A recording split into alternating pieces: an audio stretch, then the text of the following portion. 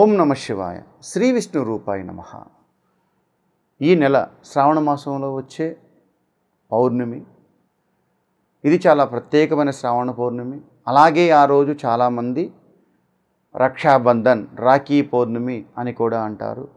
కానీ కొంతమంది శ్రావణ పౌర్ణమి అని కూడా అంటారు. కానీ కొంతమంది జంజాల పౌర్ణమి అని కూడా అంటారు.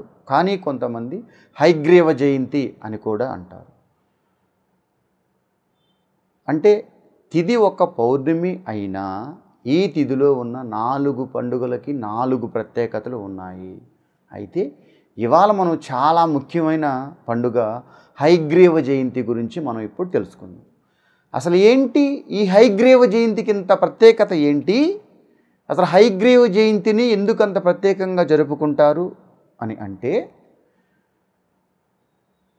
మనకు రావణాసురుడికి శ్రీ మహావిష్ణువు అయిన శ్రీరాముల వారికి యుద్ధం జరుగుతూ ఉన్నప్పుడు ధూర్తుడైన ఇంద్రజిత్తు మాయా యుద్ధంతో లక్ష్మణుణ్ణి మూర్ఛిల్లేలాగా ఒక బాణం వేస్తాడు.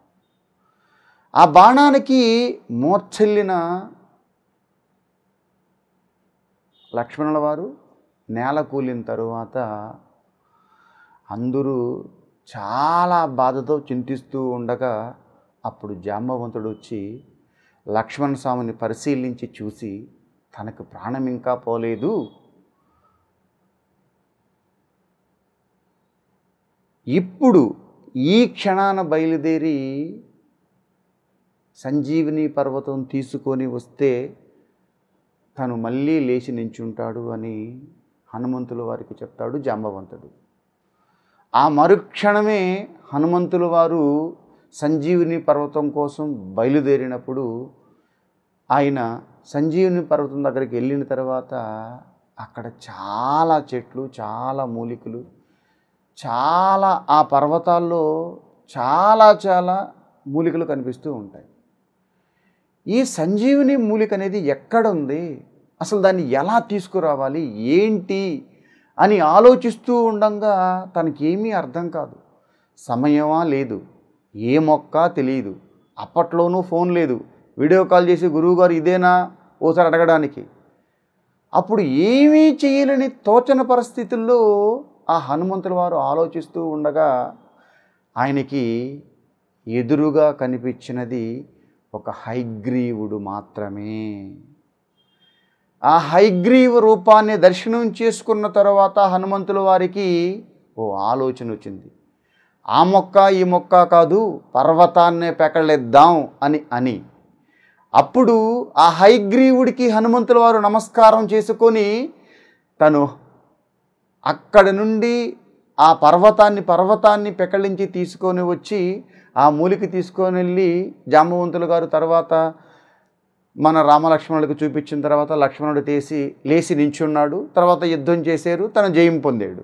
అంటే సాక్షాత్తు ఆ హనుమంతుల వారు ఏమీ తోచని పరిస్థితుల్లో ఆలోచిస్తూ ఉన్నప్పుడు హయగ్రీవుడు దర్శనం ఇచ్చిన తర్వాత తనకు ఆలోచన బుద్ధికారకం వచ్చి తన పర్వతాన్ని తీసుకొని వచ్చి లక్ష్మణ స్వామిని బతికించారు. కాబట్టే హయగ్రీవ జయంతిని జయం కోసం అంత ప్రత్యేకంగా జరుపుకుంటారు.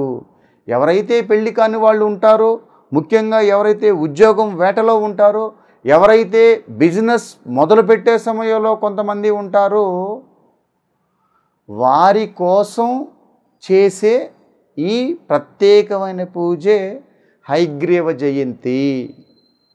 కనుక ఈ సంవత్సరం అనగా 9వ తారీఖు 8వ నెల 2025 ఈ శ్రావణ పౌర్ణమి నాడు ఉండేదే హయగ్రీవ జయంతి. ఎవరైతే పెళ్లి కాని వారు, ఉద్యోగం లేని వాళ్ళు, ఎవరైతే కొన్ని బిజినెస్ ప్రయత్నాల్లో చెయ్యాలి అని ఫైనాన్షియల్గా అమౌంట్ లేక వెనకబడి ఉన్నారో వాళ్ళు ఒక హయగ్రీవుని ఫోటో ఒకటి తెచ్చి ఈ శ్రావణ పౌర్ణమి నాడు దేవుడి దగ్గర పెట్టి తెల్లని పువ్వులతో పూజిస్తే 100% వాళ్ళకి ఏమైతే కోరుకుంటారో అది అయిపోతుంది. అలాగే హయగ్రీవునికి శనగపప్పు పాయసం ప్రసాదంగా పెట్టి తను మనసులో ఏమైతే ఉందో అది కోరుకుంటే వచ్చే పౌర్ణమి కల్లా, అంటే వచ్చే శ్రావణ పౌర్ణమి కల్లా వాళ్ళ మనసులో ఏ కోరిక అయితే ఉందో ఆ కోరిక హయగ్రీవుడు నెరవేరుస్తాడని దాని అర్థం. కనుక ఈ శ్రావణ మాసంలో వచ్చే శ్రావణ పౌర్ణమి నాడు ఎవరైతే బలంగా మనసులో ఏ కోరిక అయితే ఉందో ఆ కోరిక నెరవేరాలి అని అంటే ఈ హయగ్రీవ జయంతి నాడు తనను పూజించి శనగపప్పు పాయసం తనకు సమర్పిస్తే వాళ్ళ మనసులో కోరిక నెరవేరుతుందని దాని అర్థం. కనుక ఎవరికైతే కొన్ని సమస్యలు, ఇబ్బందులు, అలాగే పెళ్లి కాని వారు, అలాగే ఉద్యోగం లేని వాళ్ళు, ఇంతవరకు మాత్రమే జయం కలగాలి అని అనుకున్నవారు ఈ శ్రావణ పౌర్ణమి నాడు హయగ్రీవ జయంతికి మీరు హయగ్రీవుణ్ణి పూజించి శనగపప్పు పాయసంతో తనకు నైవేద్యంగా పెడితే మీరు కోరిన కోరిక నెరవేరుతుంది. ఇందులో మీకు ఎలాంటి సందేహము వలదు. కృష్ణార్పణ.